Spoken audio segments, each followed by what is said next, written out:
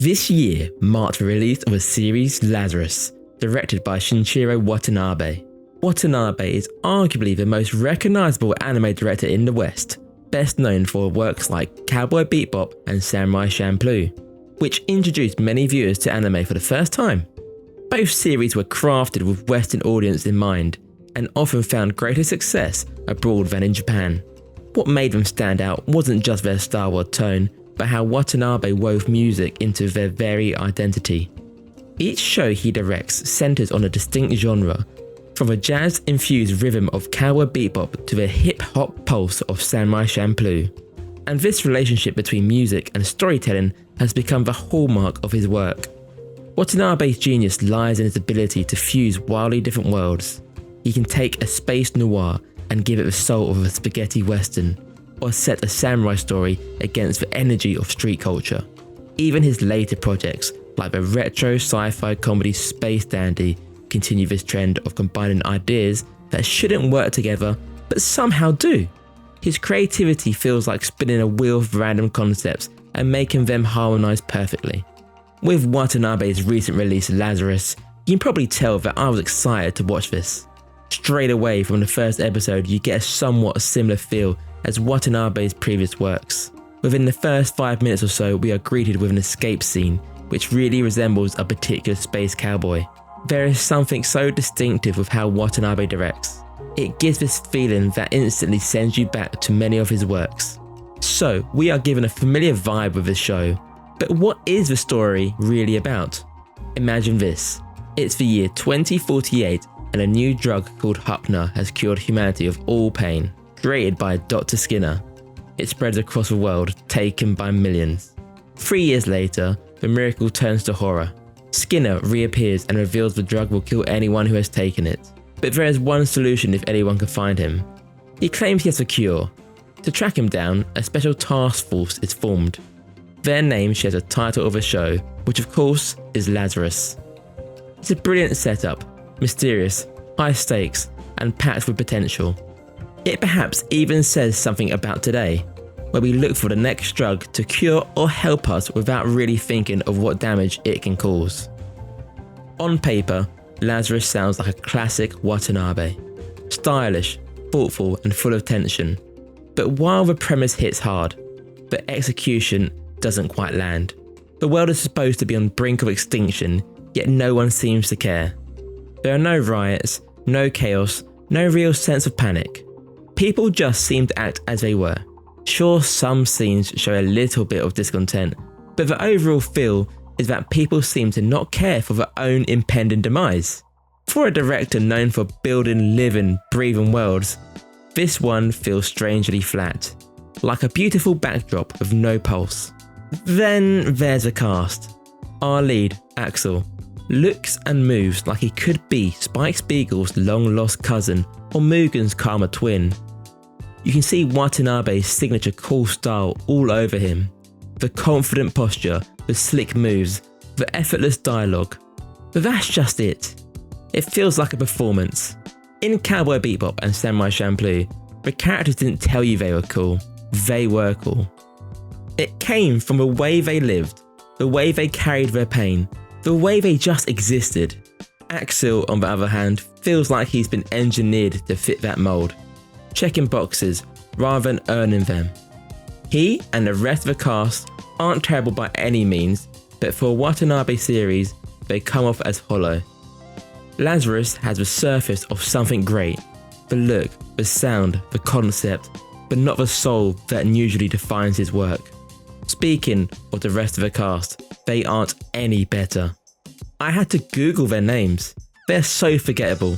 You have Christine, the adult female, Doug, the adult male, Elena, the teenage female, and Leland, the teenage male. The reason why I stated it like so is because that's how they come across. They're just bland, and it seemed no real care was put into them. Sure, most of them have dedicated backstories, but they are a bit meaningless. It pains me to watch, knowing Watanabe directed this. Take Cowboy Bebop for example. It had an array of cast, and not something so generic like we see in Lazarus. You can see not just how they look, but how they move, how they talk, they feel alive. The cast of Lazarus just seemed like they were put there because the story deemed it so. And I get that stories will have certain characters just to progress the plot, but a good chunk of the main cast just felt like that. They were waiting for the one part of the plot for them to have their time in the sunlight, rather than be the sunlight itself. Whilst it is okay to have and use characters to progress the plot of a story, as with many series do, what the Lazarus cast lack is their dynamics. They do not come across as a team, nor are there any memorable moments they share with each other. There may be the occasional hint of romance at times between a couple of characters, but nothing comes of it. With Watanabe's past series, such as Samurai Champloo, the characters click so well that the story has a freedom to jump around however it wants. The cast keeps everything entertaining, no matter where the plot goes. Honestly, this might be one of the biggest letdowns from a Watanabe show. Through his works in the past, the characters were so memorable and really, in many cases, the show itself. Whilst they also had interesting stories, it was the characters that brought the audience to the shows. To continue, the story itself is very lackluster. The story balances itself on tension to find the cure for Hapuna in time, but most of the episodes we lose that urgency.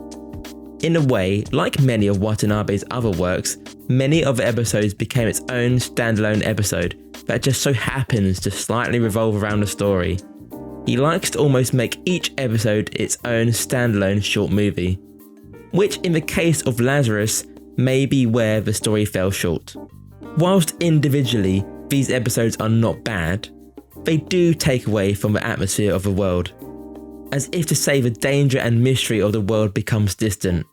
I am not sure what direction Watanabe had been wanting to take with the story, as whilst there is a beginning and ending, the journey itself was in many ways a mess.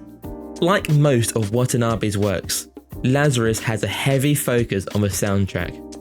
Shinichirō Watanabe prides his works on the blend of both visual style and musical sensibility. The music itself isn't just for background, but it is baked into the DNA of a story. You have the Cowboy Bebop's jazz, Samurai Champloo's hip hop, or Carol and Tuesday's pop music. What all his soundtracks had done was shape the anime, if that's the pacing, the character's mood, or even shaping a fight's flow. The soundtrack of Lazarus has held its own as it combines jazz and electronic beats, giving a futuristic vibe whilst maintaining an homage to the past. The likes of Kamasi Washington, an American composer and jazz saxophonist, combined with Bonobo and Floating Points, two British DJs, composed this soundtrack. It is very much known that Watanabe's works tend to be a lot more popular in the West, and he clearly had this in mind when choosing the composers for the soundtrack. I do think the soundtrack fits the anime and its setting really well. It gives a feeling of futuristic big city tone. There are tracks that just completely switch it up with the pacing and used excellently in fight scenes. Speaking of fight scenes, while story-wise it falls a bit flat, it does have a lot going for its fights. It may come to a surprise that Chad Stahelski, who has directed John Wick, had been approached by Watanabe to direct the action scenes. Watanabe said himself that he did not want to fall behind the times. It is actually quite funny, as Stahelski himself has said that Watanabe's works had played a part in the inspiration to the action scenes of John Wick. So in a way, Watanabe is getting help from himself. Combining the skill of Stahelski mixed with the animators from MAPPA, we are treated to some amazing visuals. But unfortunately, you can have almost all barrels firing, but if something big is missing, then unfortunately the package isn't complete. You see, Watanabe's past works always seem to have a bit more to them. Whilst yes, Lazarus did tick a lot of boxes, it lacked character depth, it lacked a gripping story, it lacked soul and substance. There is a lot to like about Lazarus in some ways, but it felt like it was more of the same what we have seen before. In comparison to many of Watanabe's works, it does not have its own uniqueness. Don't get me wrong, Lazarus is very much watchable, but it leaves a lot to be desired from something that was directed by Shinichirō Watanabe. He even cited that there were budget challenges regarding the series, as the complexity of a large-scale resources made it tricky to effectively use the resources. This may seem like an excuse more so than a reason of lack of quality in the series. Perhaps it is unfair to compare this to his previous great works, but with big anime directors, there is always a much higher bar. Thank you for watching. I hope you enjoyed the video. Hopefully there will not be such a long gap next time in between videos as we look to release more regular content. Do not forget to subscribe and I'll catch you in the next video.